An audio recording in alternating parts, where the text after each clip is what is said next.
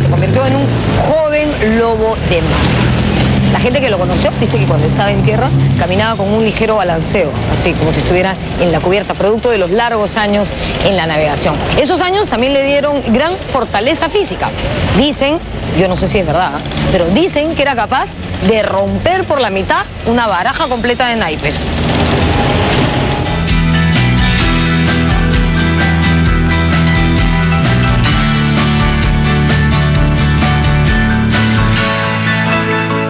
Pero su voz no era justamente un vozarrón, pues no era la voz de un capitán de leyenda, ¿no?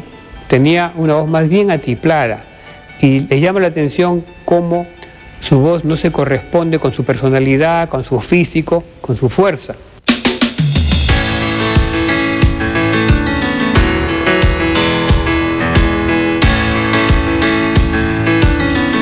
En 1853, cuando tenía 19 años, Miguel Grau se afincó en Lima. La capital del Perú era todavía una ciudad que conservaba mucho de urbe colonial. Destacaban en las calles sus coloridos balcones, su imponente catedral y sus numerosos vendedores ambulantes, también llamados pregoneros.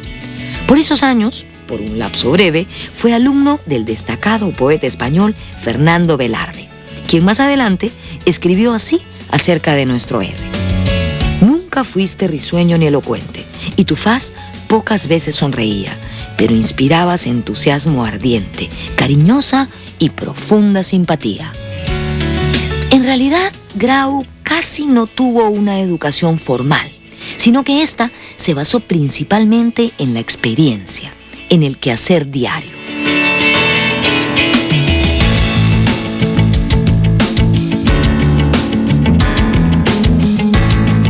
Y algo más interesante, él no vivió nunca la formación intelectual o educativa sistemática, ni en colegio ni más tarde.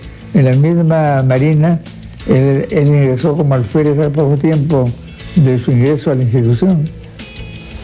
O sea, él se hizo marino no en cursos, sino se hizo marino en la vida. Eso es muy interesante, ¿no? Se hizo marino en la vida.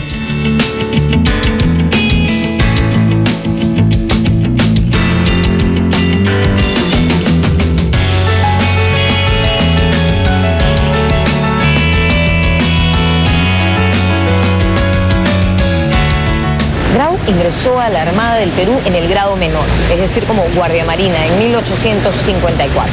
Aunque era muy joven, ya era un marinero curtido y esto de alguna manera le facilitó un poco las cosas. Él pudo haber hecho una gran carrera como marino mercante, sin embargo, el llamado de la patria fue mayor y se hizo marino de guerra. Llegó a ser contraalmirante y su nombre quedaría grabado en los anales de la historia americana por sus futuras hazañas.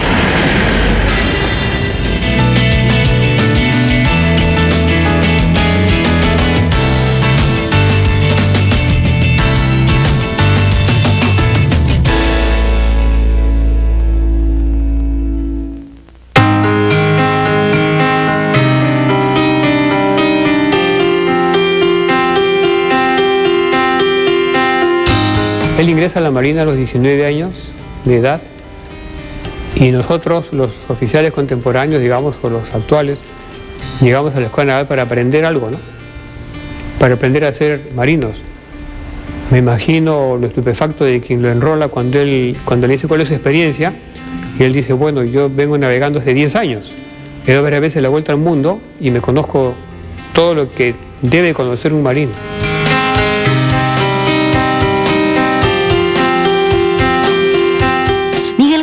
No asistió a la escuela naval. Su experiencia le valió para ingresar directamente como oficial y su primer destino fue el vapor Rímac. Eran años de transición, de la navegación de vela a la de vapor. Transición en la que Grau se sintió cómodo gracias a su experiencia en la marina mercante.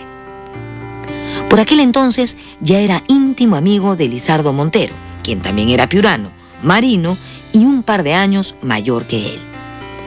En 1857, Montero fue protagonista de una rebelión contra el gobierno de Ramón Castilla.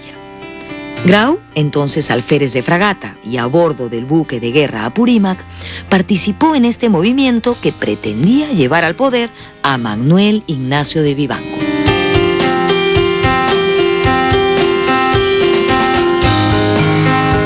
Montero es un personaje sumamente inquieto. Mi sensación es que lo involucra a Grau, y Grau participa en esto, es un hombre bastante joven todavía, no ha tenido exposición política de ningún tipo. Un niño que deja Paita a los 8 años y que luego está dando vueltas por el mundo durante casi una década, no es que sea pues un experto analista del quehacer político peruano.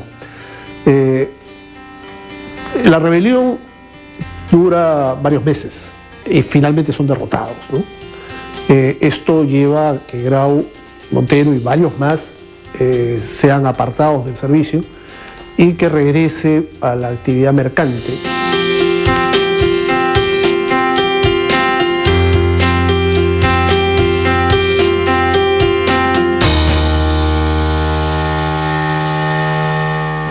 En 1857, el joven alférez Miguel Grau participó junto a su amigo Lizardo Montero de la rebelión contra el presidente Ramón Castilla. Durante el levantamiento hubo un asalto a la casa de Castilla, que es justamente esta, la que queda en esta esquina. Sobre esta acción de Grau, Basadre dijo lo siguiente: la actitud para la juvenil rebeldía sirve para explicar la rígida disciplina de su madurez. Al final, la rebelión fracasó y los marinos que participaron en ella fueron separados de la Armada. Miguel Grau volvió a sus actividades como marino mercante, viajando por Polinesia, la India y la China. Como era un muy buen marino, oportunidades de trabajo no le faltaron.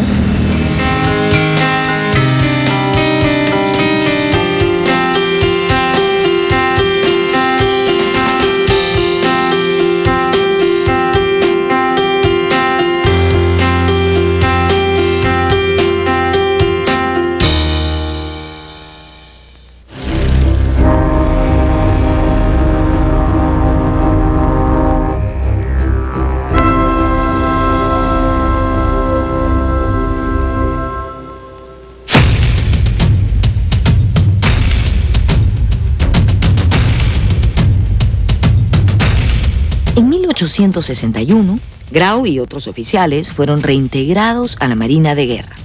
2 años después, fue ascendido a teniente, sirviendo como segundo comandante del vapor Lersundi. Por aquellos años, la riqueza guanera peruana reavivó los ímpetus colonialistas de España.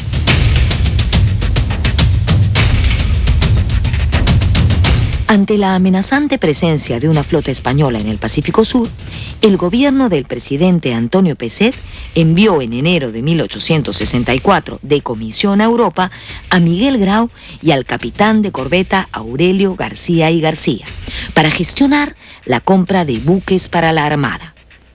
De esa forma, se adquirieron en Inglaterra los blindados Huáscar e Independencia y en Francia las corbetas de madera Unión y América.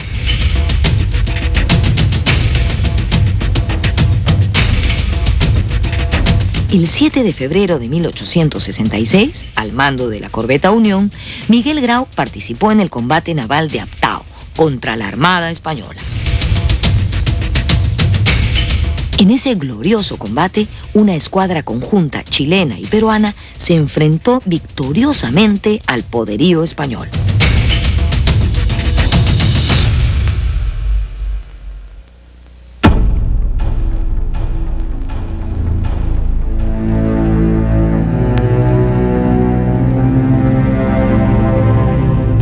Este parque, en San Isidro, conmemora el combate naval de Aptao, ocurrido el 7 de febrero de 1866. En aguas chilenas, chilenos y peruanos se enfrentaron al mando del capitán Manuel Villar, que está aquí detrás, contra los buques españoles que amenazaban la soberanía de América. Miguel Grau participó en el combate de Aptao, al mando de la recientemente estrenada corbeta Unión. Chilenos y peruanos que se enfrentaron codo a codo contra un enemigo común fueron más tarde rivales en la Guerra del Pacífico. La vida, como el mar, tiene esos vaivenes.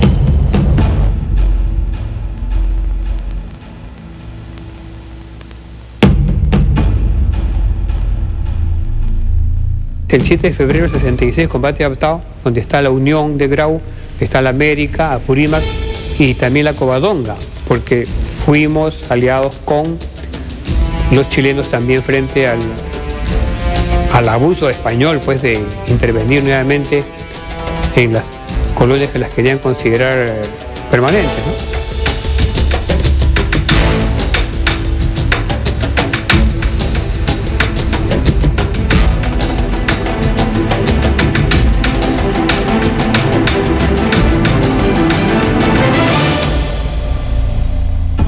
El conflicto con España se selló con el combate del 2 de mayo de 1866 en el Callao y el retiro de la flota ibérica. El Perú resultó victorioso y con su armada reforzada por las nuevas adquisiciones. Sin embargo, el país vio agravada su situación económica ante los gastos provocados por la guerra.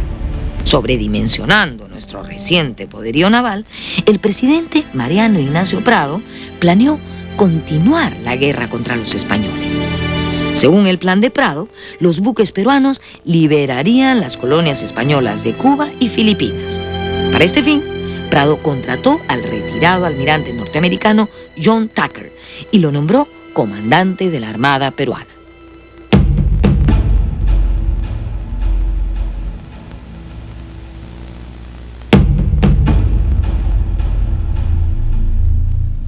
Lógicamente los oficiales dicen, no, pues, ¿cómo es eso? Y lo diríamos hoy día y mañana y pasó mañana, ¿no? ¿Qué me está diciendo que viene un extranjero para comandante de la escuadra? Está perdido en el espacio, ¿no? No lo aceptan.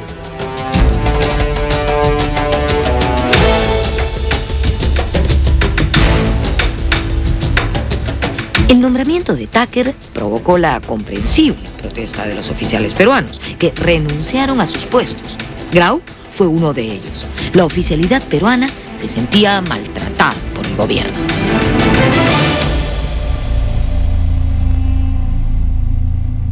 Él defiende lo que podría ser el carácter nacional de la Marina, ¿no? Y en ese sentido él mantuvo esa tesis, ¿no? Y la mantuvo bien.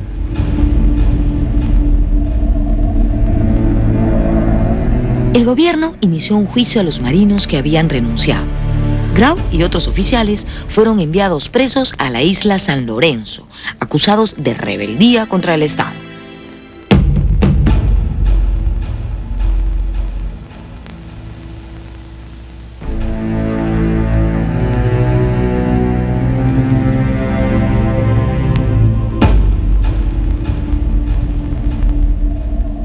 En 1866, Grau y sus compañeros que reclamaron ante el gobierno el nombramiento del norteamericano John Tucker como comandante de la escuadra peruana fueron llevados presos a la isla de San Lorenzo. Estuvieron allí 6 meses. El pueblo estaba indignado. La capacidad y la trayectoria de nuestros marinos que recientemente nos habían defendido en la guerra contra España quedaba de lado. El abogado Luciano Benjamín Cisneros dirigió una brillante defensa que concluyó así. Todo corazón americano, así como debe profunda veneración y eterna gratitud a los fundadores de la independencia, debe igualmente no menos sincero respeto y no menos gratitud a los que sostienen esa independencia. Se necesita un corazón peruano para defender al Perú. Luciano Benjamín Cisneros. El 11 de febrero de 1867 se dio la sentencia. Los marinos procesados fueron declarados inocentes y repuestos en sus cargos. Se había hecho justicia. Miguel Grau decidió darse un respiro y pidió licencia. Volvió a la Marina Mercante, siendo contratado por la elitista Compañía Inglesa de Vapores.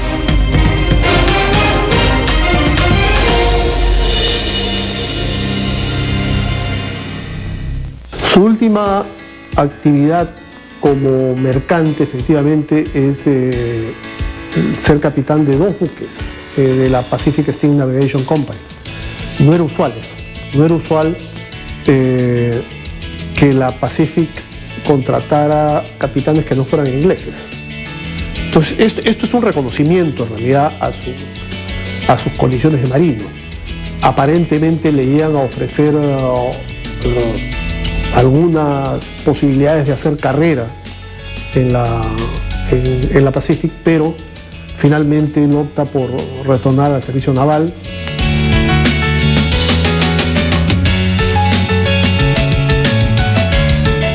Cuando viene todo el problema de Tucker, que lo de conocer, él deja la Marina y entra a la Marina Mercante y aprovecha en ese momento que gana un dinero un poco más para poderse casar.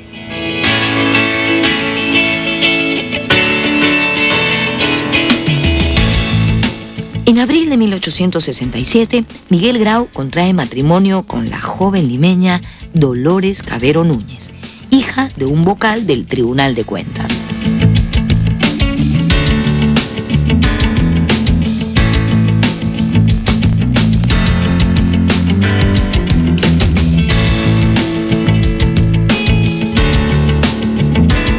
El 12 de abril de 1867, Miguel Grau, que para entonces tenía 33 años, se casó con la joven limeña Dolores Cavero, 10 años menor que él, aquí, en la iglesia del Sagrario, al lado de la Catedral de Lima. Los testigos fueron sus amigos y colegas de la Marina, los que junto a él eran conocidos como los 4 ases de la Marina: Aurelio García y García, Manuel Ferreiros y, por supuesto, el infaltable Lizardo Montero. Para entonces, Grau ya era un alto oficial de la Marina y sabía comportarse perfectamente entre los rudos hombres de mar, pero también en los salones, en la vida social. Hablaba perfectamente inglés y era conocido por su cuidado con las normas de cortesía. Y pensar que fue un niño que creció prácticamente solo.